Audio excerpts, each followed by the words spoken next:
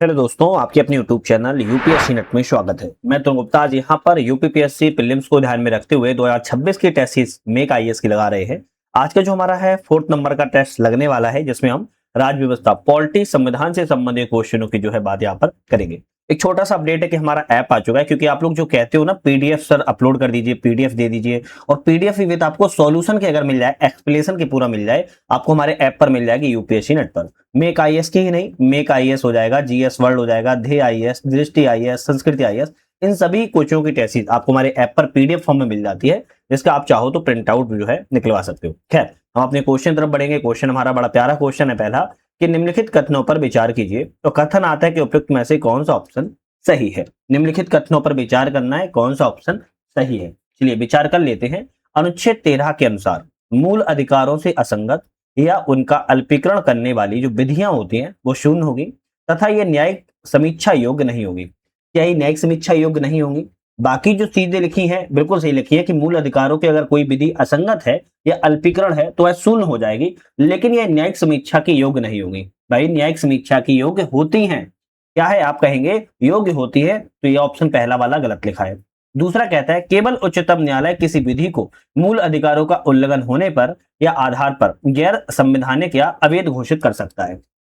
भाई supreme court कर सकता है आपका आर्टिकल 32 के तहत, और हाई कोर्ट जो है आपका कर सकता है आर्टिकल 226 के तहत। तो यहाँ पर केवल उच्चतम न्यायालय कर सकता है, तो ये गलत है। उच्चतम न्यायालय के साथ साथ हाई कोर्ट भी कर सकता है, तो दूसरा वाला भी गलत है। तो ऑप्शन क्या लिखा था, कौन सा ऑप्शन सही है? तो आप कहेंगे ना तो पहला सही है ना ही दूसरा सही है। और क्यों सही नहीं है, जिसका मैंने आंसर आपको दे दिया। नेक्स्ट क्वेश्चन आता है, एक तरफ प्रावधान है और एक तरफ अनुच्छेद है, कौन सा प्रावधान किस अनुच्छेद से संबंधित है, यहाँ पर बात की जा रही है। जैसे अगर बात की जाए यहाँ पर कितने कूट यहाँ पर सुमिलित है, तो यहाँ पर देख लेते हैं। जैसे अंतःकरण की और धर्म के अबाध रूप से मानने की जो स्वतंत्रता है वो किस में है? आर्टिकल 26 में? क्या नहीं, आप कहेंगे आर्टिकल आपके 25 में आती है। आर्टिकल 25 में आपके अंतःकरण की या धर्म को अबाध रूप से मानने की स्वतंत्रता आर्टिकल 25 में है, पहला गलत हो गया। आचरण और प्रचार करने की स्वतंत्रता किसमें है? तो आप कहेंगे आचरण और प्रचार करने की जो स्वतंत्रता है वो भी आपके आर्टिकल 25 में ही आती है, ये तो सही लिखा है। बलात्श्रम प्रतिषेध की बात किया, बलात्श्रम प्रतिषेध किसमें? आर्टिकल 24 में नहीं, आप कहेंगे आर्टिकल 23 में बलात्श्रम प्रतिषेध है। तो ऑप्शन केवल आपका केवल बी वाला सही है, तो आप कहेंगे केवल एक युग्म यहाँ पर सही है, बाकी ए और सी ऑप्शन यहाँ पर जो है आपके गलत थे। चलिए नेक्स्ट क्वेश्चन तरफ बढ़ेंगे। नेक्स्ट क्वेश्चन हमारा बड़ा प्यारा क्वेश्चन है कि निम्नलिखित विधियों में से कौन सा एक प्रत्यायोजित विधान कार्यपालिका विधान की प्रकृति में शामिल नहीं है। तो प्रत्यायोजित विधान कार्यपालिका विधान के प्रकृति में इन चारों विधियों में कौन शामिल नहीं है? आदेश शामिल होते हैं, अध्यादेश भी शामिल होते हैं, विनियम या अधिसूचना भी शामिल होती है, स्थायी विधियां शामिल होती हैं। क्या आप कहेंगे नहीं, स्थायी विधियां कार्यपालिका विधान या प्रत्यायोजित विधान में आपके शामिल नहीं होती है। तो सी ऑप्शन आपका कहेंगे यहाँ पर मतलब गलत है, वही ऑप्शन सही हो जाएगा। चलिए नेक्स्ट क्वेश्चन देखते हैं। निम्नलिखित कथनों पर विचार करें और इनमें से कौन सा ऑप्शन असत मतलब गलत ऑप्शन की बात कर रहा है, कौन सा ऑप्शन गलत है।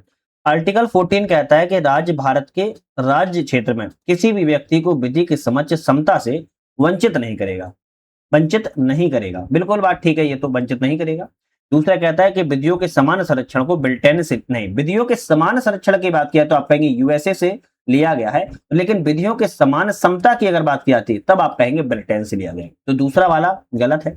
व्यक्ति शब्द में विधिक व्यक्ति, निगम, कंपनी, पंजीकृत समितियां, किसी भी अन्य तरह के विधिक व्यक्ति सम्मिलित होते हैं, विधिक व्यक्ति सम्मिलित होते हैं। मैं जोर दे रहा हूं तो याद रखिएगा ये भी सही है। तो केवल यहाँ पर दूसरा वाला गलत है। पूछ रहा है कौन सा असत्य है, आप कहेंगे ए रहेगा, केवल दूसरा ऑप्शन गलत है। नेक्स्ट क्वेश्चन आता है अभिकथन ए और अभिकथन कारण है कि इनमें से कौन सा ऑप्शन करेक्ट है। चलिए बात कर लेते हैं। अभिकथन कहता है कि अनुच्छेद 15 में यह व्यवस्था दी गई है कि राज्य किसी नागरिक के प्रति केवल धर्म, मूल वंश, जाति, लिंग, जन्म स्थान को लेकर विभेद नहीं करेगा। बिल्कुल बात ठीक कह रहा है। कारण कहता है कि अनुच्छेद 15 के दूसरा प्रावधान यह भी है कि राज्य एवं व्यक्ति के दोनों के विरुद्ध विभेद का प्रतिषेध करता है, जबकि पहले प्रावधान है केवल राज्य में विधिक प्रतिषेध का वर्णन किया गया है। तो आपको ध्यान रखना है कि आर्टिकल 15 का ही दूसरा प्रावधान जिसमें राज्य और व्यक्ति दोनों के लिए विभेद के बारे में बात की गई है, जबकि आर्टिकल 15 के पहले वाले प्रावधान में केवल राज्य के बारे में बात की गई है। तो ऑप्शन आपके कारण और अभिकथन दोनों सही है, लेकिन व्याख्या सही नहीं कर रहा है, तो बी ऑप्शन पर हम टिक करेंगे। नेक्स्ट क्वेश्चन आता है निम्नलिखित कथनों पर विचार करें। अब विचार क्या करना है कि उपयुक्त में से कौन सा सही नहीं है, मतलब कि इनमें से गलत ऑप्शन कौन सा है। चलिए बात कर लेते हैं। अनुच्छेद 16 के अनुसार किसी भी नागरिक के साथ केवल धर्म, वंश, जाति, लिंग के आधार पर राज्य किसी भी रोजगार के लिए अयोग्य नहीं ठहराया जाएगा। क्या ये सही लिखा है? क्या यह है सही लिखा है? तो अनुच्छेद 16 में क्या लिखा है कि राज्य के अधीन किसी पद पर नियोजन नियुक्ति संबंधित सभी नागरिकों को समान अवसर की क्षमता होगी। किसी भी नागरिक के साथ भेदभाव नहीं किया जाएगा, जिसमें केवल धर्म, वंश, जाति, लिंग के आधार पर जन्म स्थान और निवास भी इसमें जो है क्या है, अयोग्य नहीं ठहराया जाएगा। तो केवल पहला ऑप्शन सही है, तो आप कहेंगे भाई पहला गलत है। दूसरा कहता है कि अनुच्छेद 15 में राज्य के अधीन किसी पद पर नियोजन या नियुक्ति से संबंधित विषयों में सभी नागरिकों के लिए अवसर की जो समता है वो होगी, अवसर की समता होगी। तो अनुच्छेद 16 कहता है, ना कि है 15 कहता है, तो ऑप्शन हम कहेंगे ये भी गलत है। केंद्र सरकार किसी विशेष रोजगार के लिए निवास की शर्त आरोपित कर सकती है। केंद्र सरकार किसी विशेष रोजगार के लिए, तो किसी विशेष रोजगार के लिए निवास की शर्त जो है आरोपित कर सकती है। क्या ये सही है? तो आप कहेंगे निवास की आरोपित तो कर सकती है, संसद कर सकती है, लेकिन किसी विशेष रोजगार के लिए, ना कि केंद्र सरकार, संसद कर सकती है। तो आप कहेंगे तीनों ऑप्शन यहाँ पर सही नहीं है, 1, 2, 3 याद रखिएगा, तीनों ऑप्शन यहाँ पर असत्य है। निम्नलिखित में से कौन सा स्वतंत्रता के अधिकार के अंतर्गत अनुच्छेद 19 में शामिल नहीं है? स्वतंत्रता के अधिकार के अंतर्गत आर्टिकल 19 में कौन सा शामिल नहीं है बात की जा रही है? तो प्राण एवं दैहिक स्वतंत्रता शामिल है। प्राण एवं दैहिक स्वतंत्रता की बात की है आर्टिकल 21 में। किसमें? आर्टिकल 21 में है। सम्मेलन एवं संघ का अधिकार की बात की है, बिल्कुल बात है अनुच्छेद 19 में। असंचरण एवं निवास का अधिकार भी आता है, वाक्य एवं अभिव्यक्ति का अधिकार भी शामिल है। तो आप कहेंगे यहाँ पर बी, सी और डी आर्टिकल 19 में आते हैं, जबकि बात की जाए आपका प्राण एवं दैहिक स्वतंत्रता, यह आपके आर्टिकल इसमें आता है 21 में शामिल है। निम्नलिखित कथनों पर विचार कीजिए और इनमें से कौन सा ऑप्शन सही है, विचार कर लेते हैं। अस्पृश्यता शब्द को न तो संविधान में न ही किसी अधिनियम में परिभाषित किया गया है, बिल्कुल बात ठीक कही जा रही है। अनटचेबिलिटी को, अस्पृश्यता से उपजी किसी निर्योग्यता को लागू करना अपराध एवं दंडनीय भी होगा, बिल्कुल बात ठीक है। दोनों ऑप्शन सही है, तो आप कहेंगे सी वाले पे हम टिक करेंगे। नेक्स्ट क्वेश्चन की बात कर लेते हैं। प्रावधान ए है, प्रावधान बी है, मतलब अनुच्छेद है, और प्रावधान है कौन सा, प्रावधान किससे संबंधित है? यहाँ पर सही कितने युग्म सही है बात की जा रही है। जैसे भाग 3 के द्वारा प्रदत्त अधिकारों को, बलों को आदि लागू होने में उपरांतरण करने की शक्ति संसद की है। क्या ये सही है? तो आप कहेंगे इस भाग के द्वारा प्रदत्त अधिकारों का बलों लागू करने के लिए जो उपांतरण की शक्ति संसद की तो है, आर्टिकल 33 में इसका उल्लेख मिलता है, मूल अधिकारों से संबंधित है, बिल्कुल ठीक बात है। दूसरा इसमें क्या कह रहा है? किसी क्षेत्र में सेना विधि प्रवृत्त है, तब इस भाग के द्वारा प्रदत्त अधिकारों का निलंबन है। जब किसी क्षेत्र में सेना क्या है, प्रवृत्त है, और इस भाग के द्वारा किस आर्टिकल में आएगा? तो आप कहेंगे आर्टिकल 34 में आएगा, 34 आर्टिकल में आएगा, तो ये गलत हो गया। भाग 3 के उपबंधों को प्रभावी करने के लिए विधान है। भाग 3 के अगर उपबंधों को क्या करना है, प्रभावी करना है, तो विधान किसमें आता है? तो आप कहेंगे संवैधानिक उपचारों का अधिकार इस भाग के द्वारा प्रदत्त अधिकारों को परिवर्तित कराने का एक उपचार होता है, तो आर्टिकल 32 में नहीं आएगा। तो यहाँ पर भी आपका ऑप्शन केवल पहला ए वाला ही ऑप्शन सही रहेगा, जो हमने बताया था कि भाग 33 अनुच्छेद 33 में प्रदत्त अधिकारों, बलों आदि को लागू करने की संसद की शक्ति। नेक्स्ट क्वेश्चन आता है, निम्नलिखित कथनों में विचार करें कौन सा ऑप्शन करेक्ट है। विचार कर लेते हैं। प्रतिषेध संबंधी जो रेट होती है वो सिर्फ न्यायिक एवं अर्ध न्यायिक प्राधिकरणों के विरुद्ध ही जारी की जा सकती है। क्या ये सही है? तो आप कहेंगे बिल्कुल बात ठीक है। प्रतिषेध का मतलब होता है रोकना। क्या मतलब होता है प्रतिषेध का? मतलब रोकना, इसका अर्थ होता है। दूसरा कहता है प्रतिषेध का शाब्दिक अर्थ रोकना है, तो हमने जैसे बताया तो पहला और दूसरा दोनों ही सही है, तो बी ऑप्शन पे टिक करेंगे। नेक्स्ट क्वेश्चन आता है कि निवारक हिरासत के संदर्भ में कथनों पर विचार करें कौन सा सही नहीं, गलत कौन सा है। तो निवारक हिरासत के बारे में कौन सा ऑप्शन गलत है? बात की जाए किसी व्यक्ति को पिछले अपराध पर दंडित कर भविष्य में ऐसे अपराध न करने की चेतावनी देना जैसा है। तो किसी व्यक्ति को गिरफ्तारी या निरोध में संरक्षण की बात की जाए तो आर्टिकल पहले तो याद रखो 22 में बात की गई है। हिरासत भी दो तरह की होती है, एक दंड विषय कठोर होती है और एक निवारक विषय होती है। दंड विषय जैसे होती है वो हिरासत व्यक्ति को दंड देती है, अपराध स्वीकार कर लिया हो, अदालत में उसे दोषी ठहराया गया हो, ध्यान रखना है। तो निवारक हिरासत कैसी होती है? जिसमें सुनवाई के साथ अदालत में दोषी ठहराया जाए, है ना। लेकिन गलत है, जिसमें बिना सुनवाई के अदालत में दोषी ठहराया जाए उसे निवारक हिरासत कहते हैं, सुनवाई के साथ नहीं, बिना सुनवाई के। तो दूसरा गलत हो गया। तीसरा कहता है निवारक हिरासत केवल शक के आधार पर एहतियादित होती है। हाँ बिल्कुल ठीक बात है, केवल शक के आधार पर होती है ना। किसी व्यक्ति को पिछले अपराध पर दंडित ना कर भविष्य में ऐसे अपराध करना करने की चेतावनी देना जैसा होता है। तो आप कहेंगे यहाँ पर जो है पहला वाला भी गलत है, दूसरा वाला भी गलत, केवल तीसरा सही है। तो आप बी ए ऑप्शन पे करेंगे। 1 और 2 दोनों असत्य हैं, जबकि सी ऑप्शन सही है, तीसरा वाला सही है। नेक्स्ट क्वेश्चन, अभिकथन और कारण आता है, इनमें कौन सा ऑप्शन सही है? अभिकथन कहता है भारत में कोई भी व्यक्ति संविधान प्रदत्त मूल अधिकारों का स्वेच्छा से परित्याग नहीं कर सकता है। नहीं कर सकता है बताइए, कर सकता है नहीं कर सकता है? अरे भाई कर सकता है ना। दूसरा कहता है नहीं कर सकता है, स्वेच्छा से परित्याग जो है नहीं कर सकता, बिल्कुल बात ठीक है। कारण कहता है कि न्यायालय का मानना है कि भारत की अधिकांश जनसंख्या निरक्षर एवं गरीब है। क्या ये दोनों सही है? आप कहेंगे बिल्कुल बात ठीक है, हैं तो दोनों सही, पर व्याख्या नहीं कर रहा है। ए आर दोनों सही है, उसकी व्याख्या जो है नहीं की जा रही है, क्या रखना है। न्यायालय ऐसा मानता है कि भारत की अधिकांश जनता जो है निरक्षर एवं गरीब है, और भारत का सिद्धांत जो है डॉक्ट्राइन ऑफ वेवियर जो है, कोई भी व्यक्ति संविधान प्रदत्त मूल अधिकारों का स्वेच्छा से परित्याग जो है नहीं कर सकता है। इस तरीके से नहीं कर सकता, उसके बहुत ज्यादा प्रोसेस होता है। नेक्स्ट क्वेश्चन है कि धार्मिक स्वतंत्रता के अंतर्गत आर्टिकल 26 में कौन सा अधिकार शामिल नहीं है? भाई आर्टिकल 26 में 26 में कौन सा अधिकार शामिल नहीं है? अपने धर्म विषयक कार्यों का प्रबंधन करने का अधिकार शामिल है। जंगम एवं स्थावर संपत्ति के अर्जन और स्वामित्व का अधिकार भी शामिल है। किसी धर्म को स्वतंत्र रूप से मानने प्रचार करने का अधिकार आर्टिकल 26 में आता है क्या? ये आर्टिकल 25 के अंतर्गत आता है, ना कि 26 में आता है। धार्मिक संप्रदाय या उनके अनुभावों का अधिकार, ये भी आपके 26 में आता है। तो ध्यान रखना है, यहाँ पर धार्मिक स्वतंत्रता को बढ़ावा देने की बात किया है, प्रचार करने की बात किया है, तो आर्टिकल 25 में आएगा, ना कि आर्टिकल 26 के अंतर्गत आएगा। नेक्स्ट क्वेश्चन आता है, निम्नलिखित कथनों पर विचार करें, इनमें से कौन सा ऑप्शन सही है? अनुच्छेद 34 के अंतर्गत भारत के किसी क्षेत्र में यदि सैन्य अधिनियम लागू है तो संसद को यह शक्ति है कि वह मूल अधिकारों पर प्रतिबंध लगा सकती है। बिल्कुल बात ठीक है, संसद मूल अधिकारों पर प्रतिबंध जो है लगा सकती है।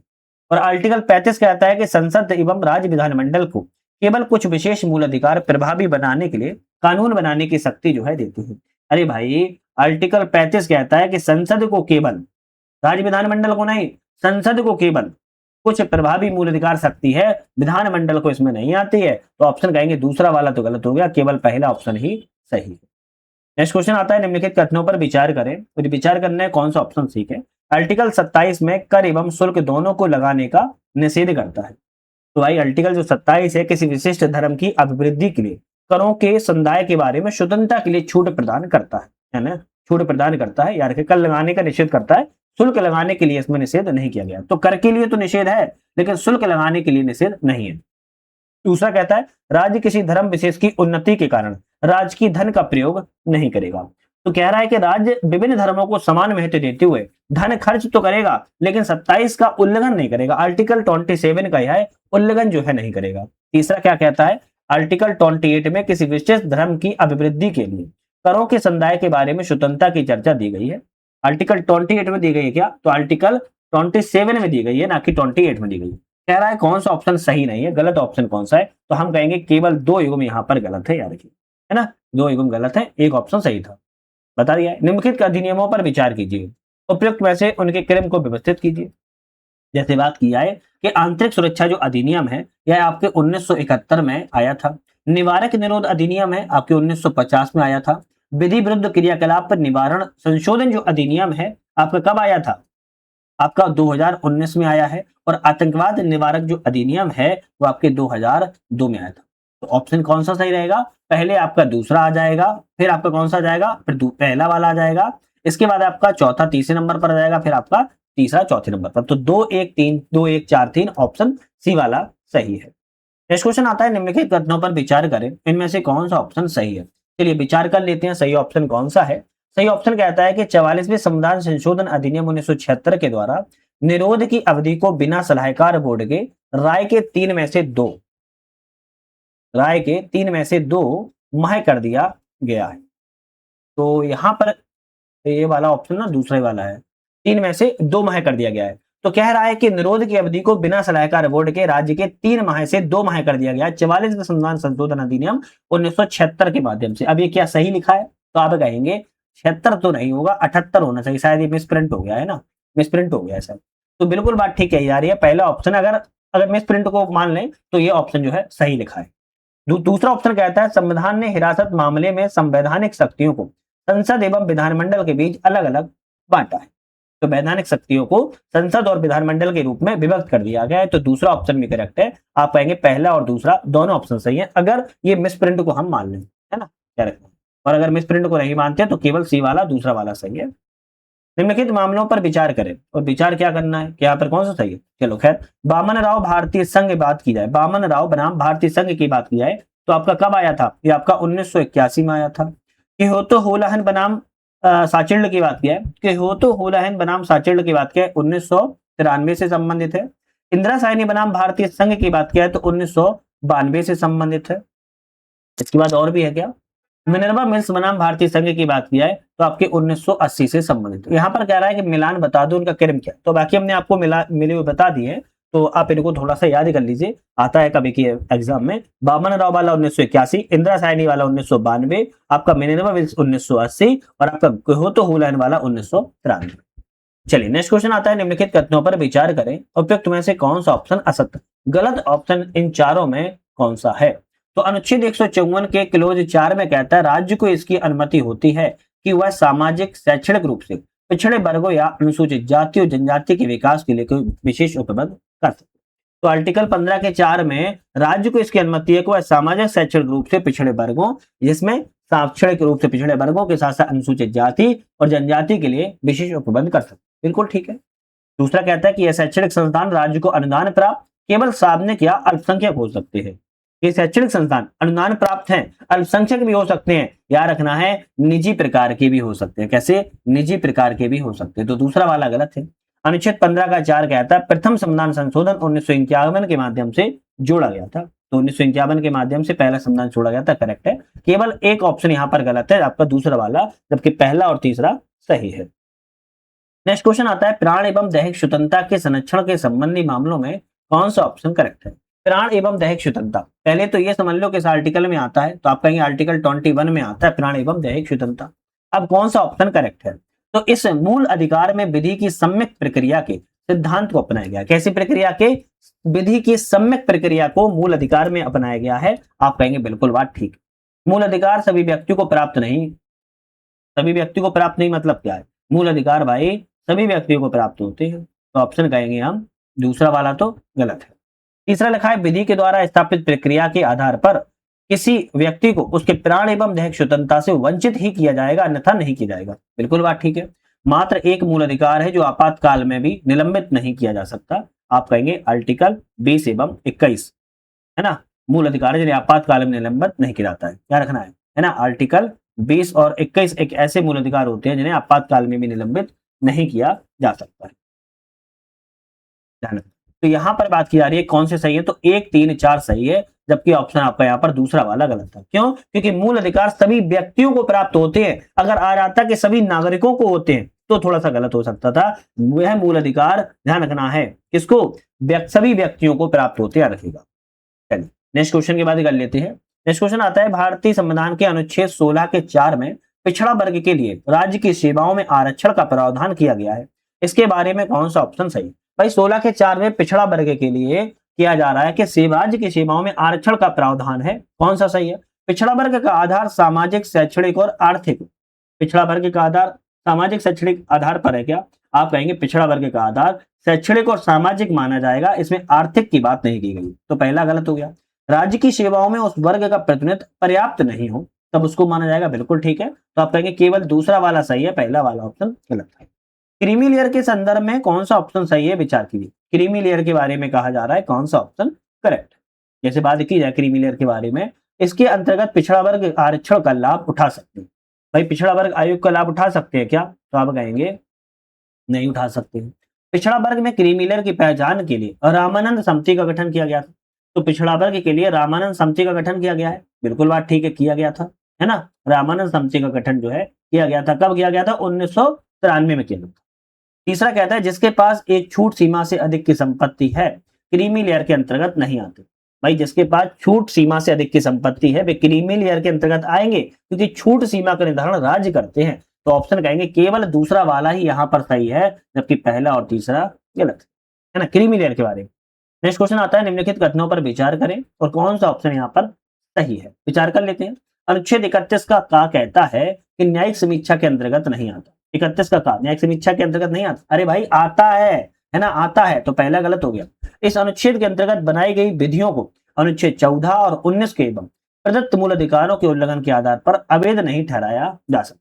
बिल्कुल बात ठीक है। अगर इसके अंतर्गत कोई विधि बनाई जाती है तो आपकी 14 और 19 के आधार पर इसको वरीयता दी जाती है, वैध नहीं ठहराया जाएगा। तो दूसरा सही है, तो हम कहेंगे केवल दूसरा सही है, पहला ऑप्शन गलत है।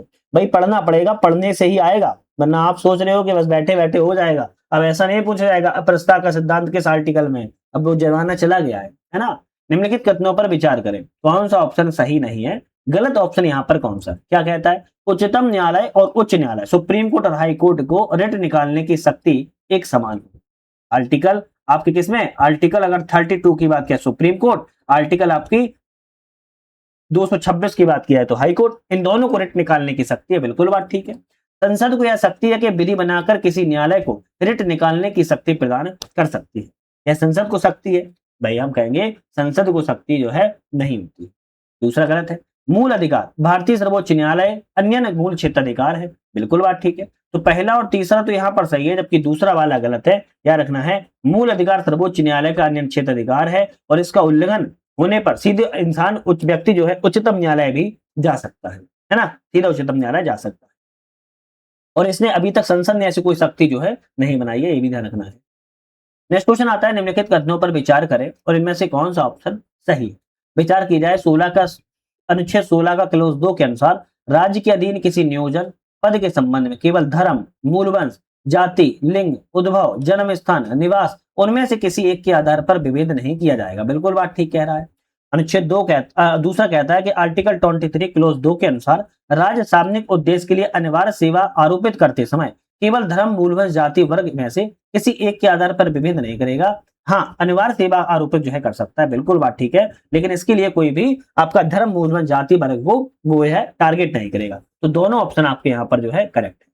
नेक्स्ट क्वेश्चन आता है कि भारतीय संविधान के भाग 3 में मूल अधिकार का प्रावधान है, इसके संदर्भ में कौन सा ऑप्शन सही है। चलिए देखते हैं। आर्टिकल 35 संसद एवं राज्य विधानमंडलों को इस संबंध में कानून बनाने का अधिकार है। 35 मैंने पहले भी बताया राज्य विधानमंडल को नहीं होता, केवल संसद को होता है ना। तो पहला गलत हो गया। दूसरा कहता है आर्टिकल 34 के अंतर्गत संसद के द्वारा बनाए गए क्षतिपूर्ति अधिनियम को इस आधार पर न्यायालय में चुनौती दी जा सकती है, यह अधिनियम किसी मूल अधिकार का उल्लंघन करता है। भाई आर्टिकल 34 में कहता है संसद द्वारा बनाए गए अगर क्षतिपूर्ति अधिनियम है, किसी न्यायालय में केवल इस आधार पर चुनौती नहीं दी जा सकती कि वह किसी मूल अधिकार का उल्लंघन है। तो यह दूसरा वाला भी गलत है।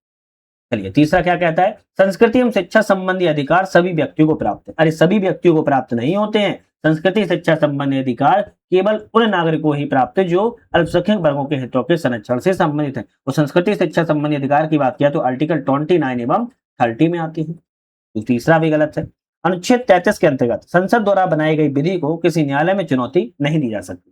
तो आपका ऑप्शन कौन सा रहेगा, आप कहेंगे डी वाला ऑप्शन यहाँ पर सही है, बाकी ऑप्शन गलत है। याद रखिए कुछ अपवाद है, बाकी कोई अपवाद नहीं है। 33 के अंतर्गत विधि को न्यायालय में चुनौती हो सकती है, अपवाद होते हैं। याद नेक्स्ट क्वेश्चन आता है, भारतीय संविधान का आर्टिकल 23 क्लोज 2 मतलब 2 मानव दुर्व्यापार एवं बलात्संग अपवाद है।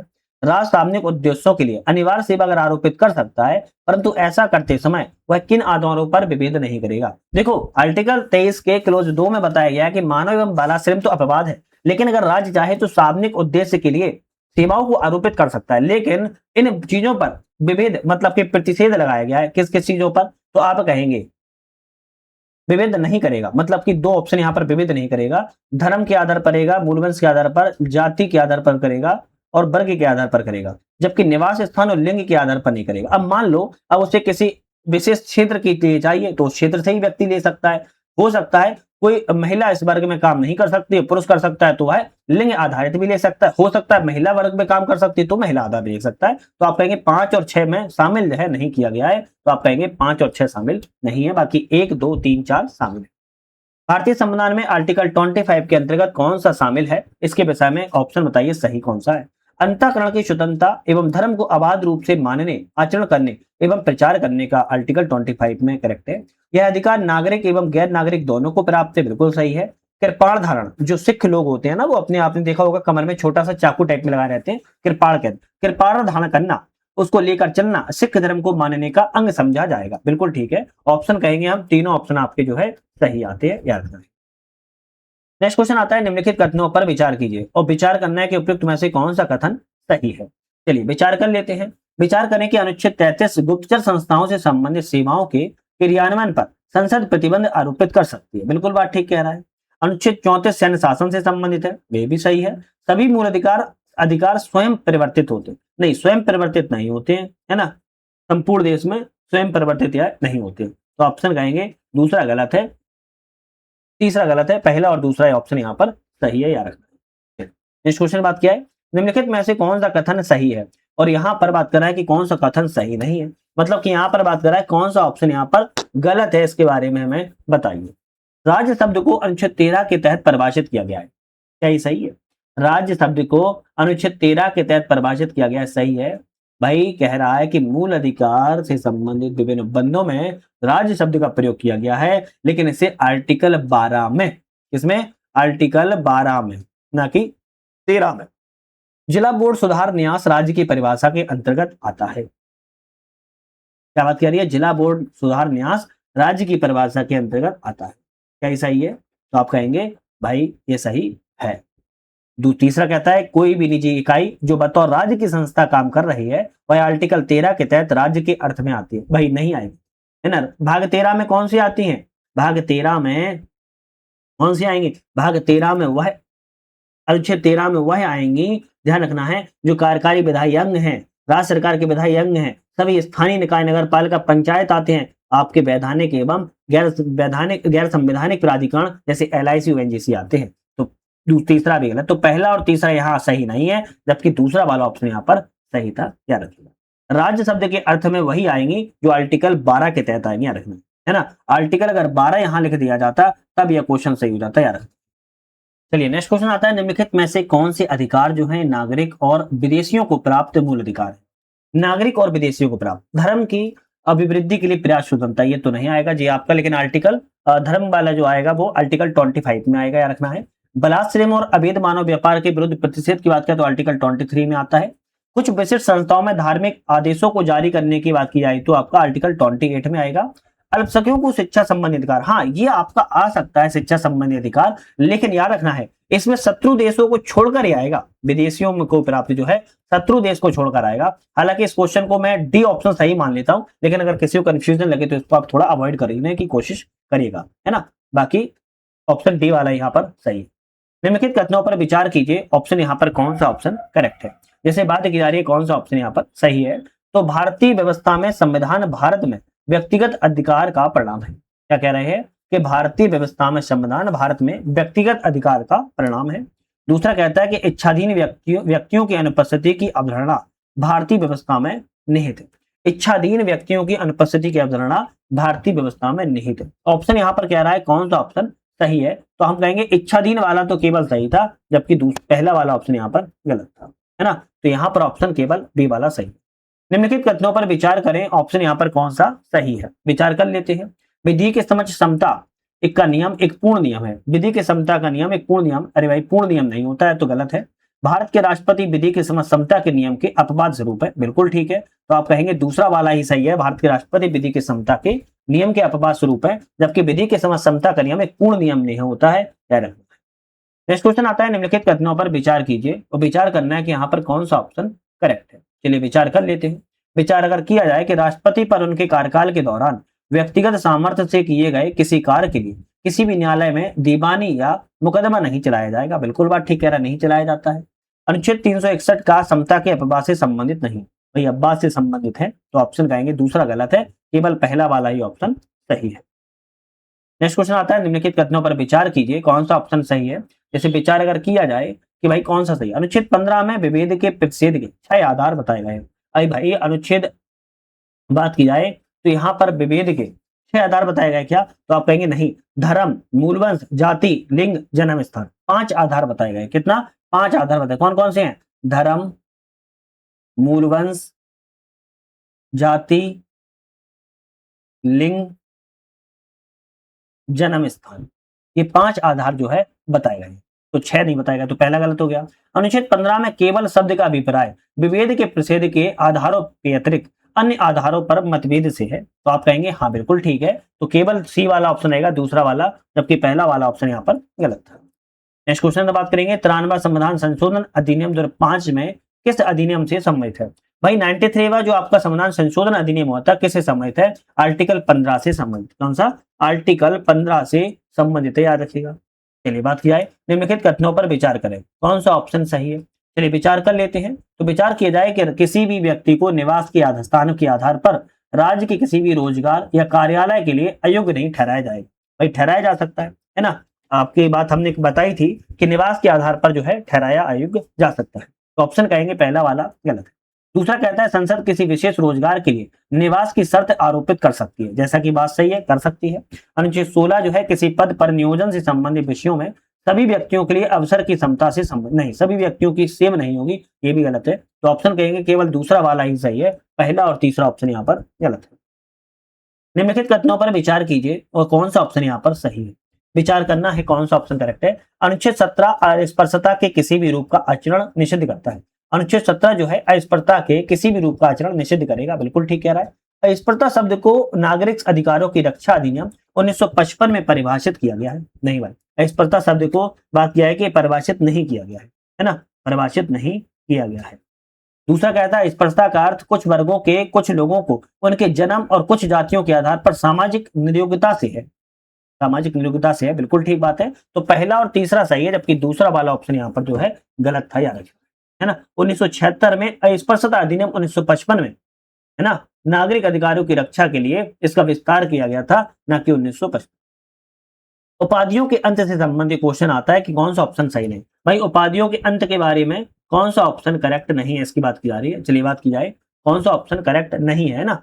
राज्य सेना या विद्या संबंधी सेवाएं या और कोई उपाधि जो है नहीं करेगा। राज्य सेना के संबंध देगा, विद्या के संबंध में देगा, लेकिन और कोई उपाधि नहीं देगा, करेक्ट है। भारत का कोई भी नागरिक विदेशी राज्य से कोई उपाधि प्राप्त नहीं करेगा, बिल्कुल सही है, जब तक नहीं कर सकता है जब तक उसे स्वीकृति प्राप्त ना हो जाए। कोई विदेशी राज्य के अधीन लाभ करते हुए किसी विदेशी राज्य से कोई उपाधि राष्ट्रपति की सहमति के बिना स्वीकार कर सकता है? नहीं भाई, स्वीकार जो है नहीं कर सकता। तो आप कहेंगे भाई सी ऑप्शन, क्या पूछा था, सही है सही नहीं? सही नहीं है, गलत पूछा था। कौन सा ऑप्शन यहाँ पर गलत है ना। चलिए डी कहता है राज्य के अधीन लाभ का पद धारण करने वाला कोई व्यक्ति किसी विदेशी राज्य से कोई भेंट राष्ट्रपति की सहमति से ही स्वीकार करेगा, ये भी करेक्ट है। तो बात यहाँ पर की जा रही है कि बिना सहमति के स्वीकार कर लेगा, तो आप कहेंगे नहीं भाई, बिना सहमति के स्वीकार नहीं कर सकता है, तो यहाँ पर ऑप्शन सी वाला गलत है। चलिए नेक्स्ट क्वेश्चन की बात कर लेते हैं। निम्नलिखित कथनों पर विचार कीजिए, कौन सा ऑप्शन करेक्ट है। विचार कर लेते हैं। अनुच्छेद 18 में वर्णित प्रावधानों को पद्म विभूषण के सम्मान से उल्लंघन नहीं होता। अनुच्छेद 18 में वर्णित प्रावधानों का पद्म विभूषण के सम्मान से उल्लंघन नहीं होता है, बिल्कुल बात ठीक कह रहा है, उल्लंघन नहीं होता है। पुरस्कार पाने वालों के नाम के प्रत्यय या उपसर्ग के रूप में इसका इस्तेमाल नहीं होता है, मतलब कि नाम के आगे और पीछे जो है पद्मभूषण भूषण भारत रत्न को नहीं लगाया जाएगा, ये भी करेक्ट है। राष्ट्रीय पुरस्कारों को 1954 से प्रतिवर्ष प्रदान किया गया है, तो राष्ट्रीय पुरस्कारों को 1954 से प्रतिवर्ष प्रावधान किया गया है क्या? तो आप कहेंगे नहीं। 1977 में मोरारजी देसाई ने इस क्रम को तोड़ा था, फिर 1980 में इसको पुनः प्रारंभ किया गया। तो 1954 से तो बनाया गया था, लेकिन 1977 में इसको स्टॉप कर दिया गया, फिर 1980 में इसको फिर निरंतर बना दिया गया। तो तीसरा वाला गलत है, केवल पहला और दूसरा सही है। चलिए नेक्स्ट क्वेश्चन आता है। निम्नलिखित कथनों पर विचार करें और इनमें से कौन सा ऑप्शन सही है। विचार कर लिया जाए। संविधान में सभी व्यक्तियों को संघ एवं सहकारी समितियां गठित करने का अधिकार है, बिल्कुल बात ठीक बात है।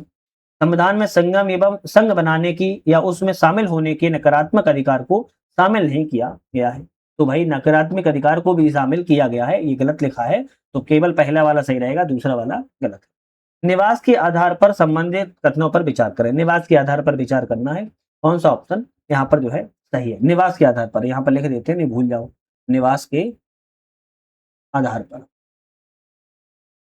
चलिए निवास के आधार पर यहाँ पर कौन सा ऑप्शन जो है करेक्ट है, इसकी बात की जा रही है।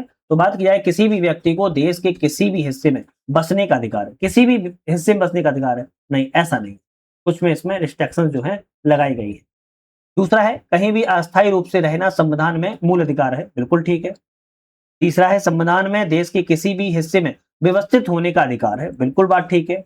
राज्य आम लोगों के हित में इस अधिकार पर प्रतिबंध भी लगा सकता है। बिल्कुल ठीक बात है, प्रतिबंध लगा सकता है। तो दूसरा, तीसरा, चौथा सही रहेगा, जबकि पहला वाला ऑप्शन में यहाँ पर जो है गलत है ना। किसी भी हिस्से में रहने का अधिकार मतलब अस्थाई से भी रह सकता है। नेक्स्ट क्वेश्चन आता है, संयम एवं संघ बनाने का अधिकार निम्नलिखित में से किस आधार पर युक्त प्रतिबंध लगाया जा सकता है। संगम या संघ बनाने का अधिकार जो है उस पर एक प्रतिबंध भी लगाया जा सकता है। किन आधारों पर प्रतिबंध लगाया जा सकता है? राष्ट्र की एकता पर, संप्रभुता की अखंडता पर, सार्वजनिक आदेश पर, नैतिकता। इन चारों ही आदेशों पर प्रतिबंध भी लगाया जा सकता है। आप कहेंगे सी ऑप्शन करेक्ट है। नेक्स्ट क्वेश्चन आता है, निम्नलिखित कथनों में कौन सा ऑप्शन असत्य है? सही ऑप्शन इन चारों में कौन सा है, इसकी बात की जा रही है। तो किसी प्रवृत्ति विधि का अधिकरण करने पर किसी व्यक्ति को अपराध के लिए दोष सिद्ध नहीं ठहराया जाएगा। अरे भाई, दोष सिद्ध ठहराया जा सकता है ना, ये तो गलत हो गया। भारतीय नागरिक के अतिरिक्त अन्य किसी व्यक्ति को स्वयं के अपने विरुद्ध साक्षी होने के लिए बाध्य किया जा सकता है? नहीं, बाध्य नहीं किया जा सकता। यहाँ पर सभी उपयुक्त सही नहीं, तो हम कहेंगे उपयुक्त में से कोई भी ऑप्शन यहाँ पर सही नहीं है, दोनों ऑप्शन गलत है। कौन सा युग्म यहाँ पर सही नहीं है बात कर रही, एक तरफ अनुच्छेद है और एक तरफ विषय है। कौन सा अनुच्छेद से संबंधित यहाँ पर गलत है, इसके बारे में बात की जा रही है। जैसे आर्टिकल 21 कहता है 6 से 14 वर्ष तक के बच्चों को शिक्षा। आर्टिकल 21 क्या कहता है? 6 से 14 वर्ष तक के बच्चों को निःशुल्क एवं अनिवार्य शिक्षा उपलब्ध करवाई जाए। क्या ये सही है? 6 से 14 वर्ष के बच्चों को शिक्षा, आर्टिकल 21 का, बिल्कुल ठीक बात है। दूसरा कहता है आर्टिकल 45 14 वर्ष की आयु पूरी करने तक निःशुल्क और अनिवार्य शिक्षा देने का उपबंध। तो भाई क्या कह रहा है कि आर्टिकल 45 कहता है सभी बच्चों को 14 वर्ष की आयु पूरी करने तक निःशुल्क और अनिवार्य शिक्षा देने के बारे में उपबंध का प्रयास। आर्टिकल 51 क्या कहता है? 6 से 14 वर्ष तक की उम्र के बच्चों को निःशुल्क और अनिवार्य शिक्षा। अरे 51 में तो बात इसकी बात की गई है, प्रत्येक नागरिक का कर्तव्य है 6 से 14 वर्ष के बच्चों को शिक्षा प्रदान करवाई जाए। तो ऑप्शन कौन सा? यहाँ पर ऑप्शन जो है केवल 2 सही है और यहाँ पर एक ऑप्शन गलत है। अब आप लोग मुझे कमेंट करके ये बताएंगे, कमेंट करके क्या बताएंगे, इसीलिए मैंने यहाँ पे टिक नहीं लगाए हैं। आप लोग कमेंट करके बताएंगे 45 में कौन सा ऑप्शन यहाँ पर 2 सही है, पहला दूसरा, पहला तीसरा, दूसरा तीसरा या तीसरा पहला। आप मुझे कमेंट करके जरूर बताएगा, अच्छा लगेगा, मोटिवेशन मिलेगा, आप लोग भी इतना मतलब सहयोग करेंगे। तो क्वेश्चन आता है निम्नलिखित कथनों पर विचार करें कौन सा ऑप्शन सही है। चलिए विचार कर लेते हैं। संविधान में हिरासत मामले में वैधानिक शक्तियों को संसद और विधानमंडल के बीच में विभक्त किया गया है। बिल्कुल बात ठीक है, विभक्त किया गया है। विधानमंडल को आवश्यक वस्तुओं, राज्य की सुरक्षा मामले में हिरासत संबंधी कानून बनाने का अधिकार नहीं। अरे भाई, कानून बनाने का अधिकार है तभी तो विभक्त किया गया है। तो दूसरा गलत है, केवल पहला ऑप्शन यहाँ पर सही है। अनुच्छेद 23 में मानव दुर्व्यापार शब्द को शामिल है। अनुच्छेद 23 में मानव दुर्व्यापार शब्द शामिल है। क्या बात शामिल है? तो यहाँ पर ऑप्शन भाई कौन कौन से हैं, एक मिनट, ठीक है। यहाँ पर क्या रहा है कि मानव दुर्व्यापार में शामिल है, तो यहाँ पर कौन कौन से शब्द शामिल हैं? पुरुष, महिला, बच्चों की वस्तु समान खरीद बिक्री की हो, बिल्कुल ठीक है। बच्चों और महिलाओं और बच्चों को अनैतिक दुर्व्यापार, ठीक बात शामिल है। देवदासी शामिल है और दासी शामिल है। तो हम कहेंगे चारों ही चीजें आर्टिकल 23 में मानव दुर्व्यापार शब्द को परिभाषित जो है की गई है। ठीक है, तो उपयुक्त में से डी ऑप्शन करेक्ट है। नेक्स्ट क्वेश्चन आता है आर्टिकल 28 के संदर्भ में कौन सा ऑप्शन सही नहीं है, मतलब 28 के बारे में गलत कौन सा है। यह 28 जो है 4 प्रकार की शैक्षणिक योग्यताओं में विभेद करता है। 4 प्रकार की आप सभी को पता ही होगा, है ना, मुझे लग रहा है, आशा है आप सभी को पता होगा। दूसरा कहता है कि ऐसे संस्थान जिनका पूरी तरह से रखरखाव राज्य करता है, धार्मिक निर्देशों पर पूर्णतः प्रतिबंध होता है। बिल्कुल बात ठीक है, प्रतिबंध होता है।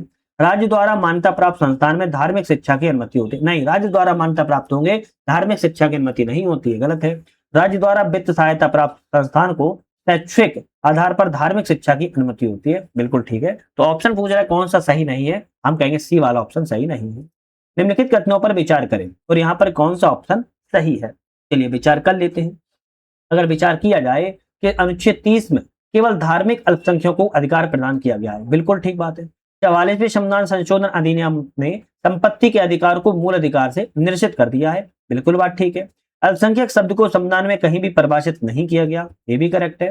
सभी अल्पसंख्यक वर्गों को अपनी रुचि की शिक्षा संस्थाओं की स्थापना करने का अधिकार है, ये भी करेक्ट है। ऑप्शन कहेंगे हम चारों ऑप्शन यहाँ पर सही है।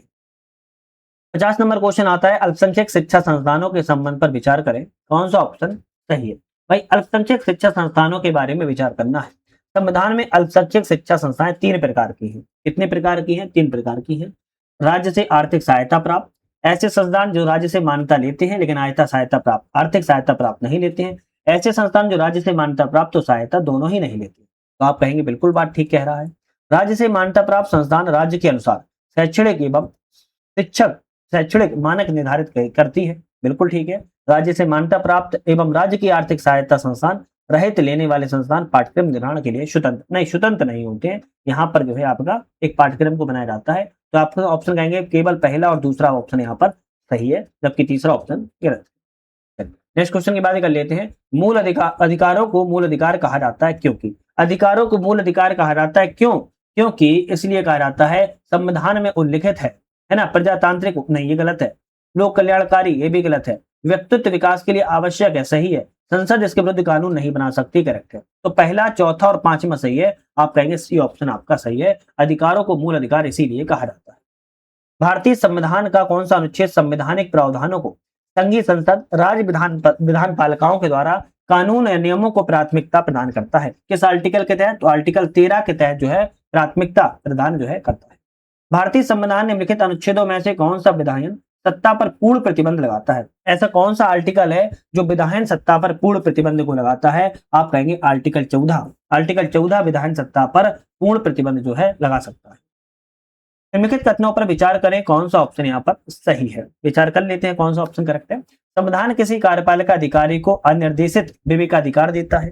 दूसरा कहता है किसी कार्यपालक का अनिर्देशित विवेकाधिकार संविधान के 14 के तहत अभिहित विधि शासन का उल्लंघन करता है। क्या दोनों ऑप्शन करेक्ट हैं? तो हम कहेंगे केवल दूसरा वाला सही है, पहला वाला ऑप्शन गलत था।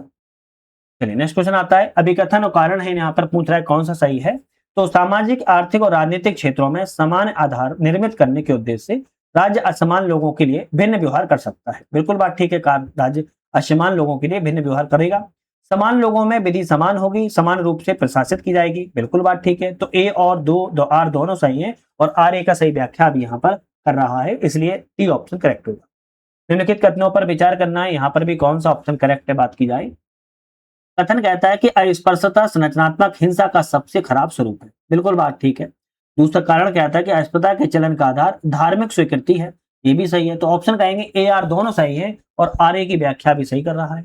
अनुच्छेद 19 में प्रदान की गई स्वतंत्रताएं कितने प्रकार की होती हैं? आप कहेंगे 6 प्रकार की स्वतंत्रताएं होती हैं। अनुच्छेद जो 19 में स्वतंत्रताएं दी गई है कितने प्रकार की हैं? 6 प्रकार की स्वतंत्रताओं की बात की गई है, याद रखिए। कितनी? 6 प्रकार की स्वतंत्रताएं दी गई हैं। नेक्स्ट क्वेश्चन आता है संविधान में अनुच्छेद 24 में कौन सा कथन सही है? संविधान में अनुच्छेद 24 के बारे में कौन सा कथन करेक्ट है बात की जा रही है। तो 14 वर्ष से कम आयु के किसी बालक को किसी खान में काम करने के लिए नियोजित नहीं किया जाएगा। तो ऑप्शन यहाँ पर बी वाला करेक्ट है। बी वाला करेक्ट है। हमने अपनी बी ऑप्शन पे बात कर ली। पैरोल के संबंध में कौन सा ऑप्शन सही नहीं? भाई पैरोल के बारे में कौन सा ऑप्शन गलत है बात की जा रही है। किसी कैदी को दंडादेश के निलंबन के साथ रिहा करने की प्रणाली है, करेक्ट है। 1984 के कारागार अधिनियम के तहत शासित होते हैं, करेक्ट है। पैरोल कैदी का अधिकार नहीं होता है। पैरोल कैदी का अधिकार नहीं होता है, करेक्ट है। मृत्युदंड प्राप्त कैदी को अनिवार्य पैरोल का अधिकार नहीं, पैरोल का अधिकार नहीं है। मृत्युदंड प्राप्त है तो डी ऑप्शन गलत है, आपकी ए बी सी सही है। निम्नलिखित में से कौन सा विकल्प संविधान की आत्मा को माना जाता है? तो सही ऑप्शन का चयन कीजिए। संविधान की आत्मा अनुच्छेद 32 को भी मानते हैं, संविधान की उद्देश्य का भी को माना जाता है। ऑप्शन कहेंगे हम सी वाला करेक्ट है, दोनों को ही माना जाता है। नेक्स्ट क्वेश्चन आता है निम्नलिखित में से कौन सा सही नहीं है? यहाँ पर गलत ऑप्शन कौन सा है इसकी बात की जा रही है। तो उच्चतम न्यायालय को मौलिक अधिकारों को परिवर्तित कराने के लिए 4 प्रकार के प्रलेख जारी करने की शक्ति है। भाई 4 प्रकार की है क्या? तो आप कहेंगे 5 प्रकार की रिट जारी करने की शक्ति होती है। कौन कौन सी? बंदी प्रत्यक्षीकरण, परमादेश, प्रतिषेध, उत्प्रेषण, अधिकार परीक्षा, 5 प्रकार की। तो केवल ऑप्शन पहला वाला ही गलत होगा, हमने कह दिया गलत है। बंदी प्रत्यक्षीकरण प्रलेख को किसी व्यक्ति की स्वतंत्रता का महानतम रक्षक माना जाता है, करेक्ट है। बंदी प्रत्यक्षीकरण में बंदी व्यक्ति को न्यायालय के समक्ष प्रस्तुत करने के लिए एक समय सीमा निर्धारित की जाती है, ये भी सही है। ए ऑप्शन यहाँ पर गलत था। 4 प्रकार की नहीं होती है, 5 प्रकार की रिट जारी करने की शक्ति होती है। निम्नलिखित कथनों पर विचार करें, कौन सा ऑप्शन यहाँ पर सही है। तो अनुच्छेद 226 बंदी प्रत्यक्षीकरण से संबंधित है ना, हाईकोर्ट की बात की जा रही है। हाईकोर्ट से अनुच्छेद 226 संबंधित सही है। निरोध को अवैध पाया जाने पर निरुद्ध व्यक्ति को तत्क्षण आजाद कर दिया जाता है, बिल्कुल बात ठीक है। आप कहेंगे यहाँ पर पहला और दूसरा दोनों ऑप्शन सही है, हम डी वाले पे क्लिक करेंगे। कौन सा? दूसरा और पहला दोनों ऑप्शन करेक्ट है। नेक्स्ट क्वेश्चन आता है 108 सम्मिलित कीजिए कितनी युगों में यहाँ पर सही है। सूची 1 और सूची 2 है, यहाँ पर कितने ऑप्शन यहाँ पर करेक्ट है इसकी बात की जा रही है। चलिए बात की जाए जैसे मौलिक कर्तव्य, मौलिक कर्तव्य की बात किया, संविधान का 42वें संविधान संशोधन है, तो हम यहाँ पर तीसरे से मिला देंगे। संसद मौलिक अधिकारों में संशोधन जो है केशवानंद भारती बाबने समिति करेक्ट है। मूल ढांचे का सिद्धांत की बात किया है, यह संविधान का 42वां नहीं है, पहला वाह हुआ, ये भी गलत हो जाएगा, ये भी गलत है। इंसानों के अनैतिक व्यापार का निषेध जो है संविधान के आर्टिकल 23 में है, करेक्ट है। तो यहाँ पर 2 युग्म सही है, 2 युग्म गलत है, आपको बता दिए। मौलिक अधिकार वाला आपका यहाँ पे मिल जाएगा, मूल ढांचे वाला आपका यहाँ मिल जाएगा, बाकी ऑप्शन सही। मूल अधिकारों को संबंधित निर्णयों का सही कालक्रम कौन सा है? जैसे गोलकनाथ बनाम पंजाब राज्य की अगर बात किया तो 1967 से संबंधित है। केशवानंद भारती बनाम की बात केरल राज्य की बात की 1973 संबंधित है। मिनर्वा मिल्स बनाम भारत संघ की बात की 1980 संबंधित है। और ए गोपालन बनाम मद्रास राज्य की बात किया है, आप कहेंगे 1950 से संबंधित है। ऑप्शन यहाँ पर कौन सा सही हो जाएगा? आप कहेंगे डी ए बी सी सही है, ऑप्शन सी वाला करेक्ट। चलिए नेक्स्ट क्वेश्चन देखते हैं। निम्नलिखित में से कौन से युग्म एक समान विषय से संबंधित है? एक समान विषय से कौन सा संबंधित है, इसकी बात जो है की जा रही है। तो आर्टिकल 301 व 44वें संविधान संशोधन जो अधिनियम हुआ था, ये आपका ऑप्शन डी वाला सही है। 301 में व्यापार वाणिज्यिक समागम की स्वतंत्रता जो है दी गई थी और 44वें संविधान संशोधन अधिनियम 1978 के माध्यम से। तो ऑप्शन डी वाला यहाँ पर सही रहेगा, बाकी ऑप्शन यहाँ पर जो है आपके गलत है। ठीक है, नेक्स्ट क्वेश्चन आता है। निम्नलिखित वाक्यों पर ध्यान दीजिए।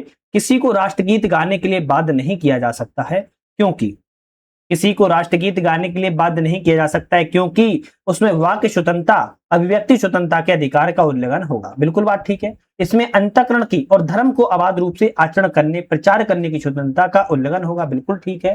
राष्ट्रगीत गाने के लिए किसी व्यक्ति को बाध्य करने वाला कोई विधिक उपबंध भी नहीं है, तो आप कहेंगे ये भी करेक्ट है। ऑप्शन रहेगा 1, 2, 3, तीनों ऑप्शन ऐसे हैं, किसी को बाध्य जो है नहीं किया जा सकता, याद रखिए। नेक्स्ट क्वेश्चन आता है। बंधुआ मजदूरी प्रथा उन्मूलन अधिनियम किस वर्ष बना था? तो बंधुआ मजदूरी वाला जो अधिनियम है आपका 1976 में 1976 में बना था। 25 अक्टूबर 1975 को यह जारी किया गया था और 1976 में अधिनियम को बनाया गया था, यार, है ना। नेक्स्ट क्वेश्चन आता है। निम्नलिखित कथनों में से कौन सा एक सही है? इन चारों में सही ऑप्शन कौन सा है? अधिकार राज्य के विरुद्ध नागरिकों के दावे हैं। क्या है? अधिकार जो है राज्य के विरुद्ध नागरिकों के दावे होते हैं, यहाँ पर सी ऑप्शन करेक्ट है। निम्नलिखित में से कौन सा मूल अधिकारों का महत्व दर्शाते हैं? मूल अधिकारों का महत्व कौन कौन से दर्शाते हैं बात की है। लोकतांत्रिक व्यवस्था की स्थापना, ठीक बात है। आर्थिक सुरक्षा के लिए आवश्यक स्थिति उत्पन्न करना, भौतिक और नैतिक सुरक्षा, व्यक्तिगत सम्मान को बनाए रखना, व्यक्तिगत सम्मान को बनाए रखना, ये दर्शाते हैं। तो ऑप्शन करेगा आपका पहला और तीसरा दर्शाता है, दूसरा वाला गलत था, क्योंकि यहाँ पर भौतिक और नैतिक सुरक्षा की बात की गई है। किसकी? भौतिक और नैतिक सुरक्षा की बात की गई है। नेक्स्ट क्वेश्चन आता है। एक ऐसी याचिका जो न्यायपालिका के द्वारा जारी की जाती है जिसमें कार्यपालिका से कहा जाता है कि वह ऐसा कार्य करे जो उसे प्रदत्त शक्तियों के अंतर्गत करना चाहिए, और इस रिट को क्या कहा जाता है? इस रिट को भैया क्या कहते हैं? मेमेंडस कहते हैं, मेंडबस कहा जाता है, सॉरी मेंडबस जो है कहा जाता है, जिसे परमादेश कहते हैं। क्या कहते हैं? परमादेश कहते हैं, याद रखिएगा। मतलब हम आदेश देते हैं, क्या करते हैं? हम आदेश देते हैं, मेंडबस कहा जाता है। चलिए नेक्स्ट क्वेश्चन आता है। निम्नलिखित कथनों पर विचार करें, और विचार करना है कि उपयुक्त में से कौन सा ऑप्शन सही है। अनुच्छेद 31 की काम है संपदाओं आदि के अर्जन के लिए उपबंध करने वाली विधियों को व्यावृत्ति से संबंधित है। क्या ये सही है? आप कहेंगे बिल्कुल बात ठीक है, सही है। दूसरा है अनुच्छेद 31 का कहा राज्य को न्यायिक समीक्षा से उन्मुक्ति प्रदान करता है। भाई न्यायिक समीक्षा से उन्मुक्ति प्रदान नहीं करता है, ये गलत है। अनुच्छेद 31 का कहा सांविधिक की निर्धारित सीमा के अंदर प्रयुक्त भूमि के राज्य द्वारा अधिकृत करने पर क्षतिपूर्ति की व्यवस्था करता है। बिल्कुल ठीक है, पहला और तीसरा सही है, जबकि दूसरा ऑप्शन गलत है। आईआर कोल्हू केस संबंधित है। आईआर कोल्हू केस कैसे संबंधित है? आप कहेंगे 9वीं अनुसूची से संबंधित है। कौन सा? 9वीं अनुसूची से संबंधित है। अनुच्छेद 22 के 2 के संदर्भ में कौन सा विकल्प सही है? अनुच्छेद 22 के 2 के बारे में। अनुच्छेद 22 का 2 अभिरक्षा में निरुद्ध से संबंधित। अनुच्छेद 22 का 2 जो है अभिरक्षा में निरुद्ध से संबंधित है, ये ऑप्शन आपका क्या है? सही था। इसके तहत गिरफ्तार व्यक्ति को 48 घंटे की अवधि में मजिस्ट्रेट समक्ष प्रस्तुत करना होता है। तो 48 घंटा नहीं होता है, 24 घंटा होता है, रखना है ना, 24 घंटा होता है। तो ये आपका गलत है उपयुक्त में से। तो ए ऑप्शन आपका यहाँ पर जो है सही था, जो मैंने आपको बताया था। निम्नलिखित में से कौन से मूल अधिकारों के तहत दंडित करने के लिए संसद के पास कानून बनाने का अधिकार है? मूल अधिकारों के तहत दंडित करने के लिए संसद के पास कानून बनाने का अधिकार किस आर्टिकल में आता है? आप कहेंगे आर्टिकल 17 में है, आर्टिकल आपके 23 में है, 25 और 29 में नहीं है। बी ऑप्शन आपका सही है, डी ऑप्शन सही है। नेक्स्ट क्वेश्चन आता है कि मार्शल लॉ के संबंध में कौन सा कथन सही? मार्शल लॉ के बारे में, यह सिर्फ मूल अधिकारों को प्रभावित करता है, करेक्ट है। यह सरकार और साधारण कानूनी न्यायालयों को निलंबित करता है, बिल्कुल बात ठीक बात है। संविधान में अव्यक्त रूप में उपस्थित है, नहीं, ये व्यवस्थित रूप में नहीं है। पहला और दूसरा सही है, जबकि पहला और दूसरा सही है, तीसरा ऑप्शन गलत है। तो देखो हमने जितने भी टेस्ट आपको लगा रहे हैं इन सभी की पीडीएफ विद सॉल्यूशन अगर आपको चाहिए हो, एक्सप्लेनेशन के साथ चाहिए हो, तो हमारे ऐप से डाउनलोड कर लेना है। आपको यूपीएससी नेट पे चले जाना है, वहां से आपको जो है टेस्ट वाले सेक्शन में जाएंगे ऐप पर, वहां से जो है पीडीएफ प्रिंट आउट करने के लिए डाउनलोड करके निकलवा सकते हो। बाकी बहुत सारे कोर्सेज चल रहे हैं, उनको भी आप जो है ज्वाइन कर पाओगे। तो आज ही समाप्त करेंगे, नेक्स्ट वीडियो पर मुलाकात करेंगे। आज के लिए धन्यवाद।